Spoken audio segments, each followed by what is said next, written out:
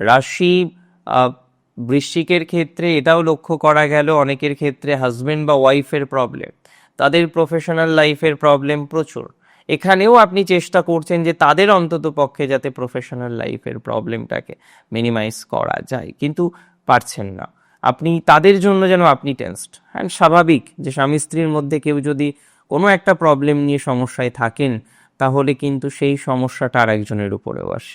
So you are facing the same problem, যে না একটা একটা স্ট্রেস, একটা স্ট্রেসের বাতাবরণ কনস্ট্যান্টলি চলছে। আপনি ট্রাই করছেন সেই স্ট্রেস থেকে বেরোনোর, কিন্তু পারছেন না। সেখানে নানা রকম সমস্যা, জটিলতা যেন দিনকে দিন কন্টিনিউ হচ্ছে। এই ধরনের ম্যাটারে আপনার অগ্রগতির ধারাবাহিকতা আমরা দেখতে পারবো।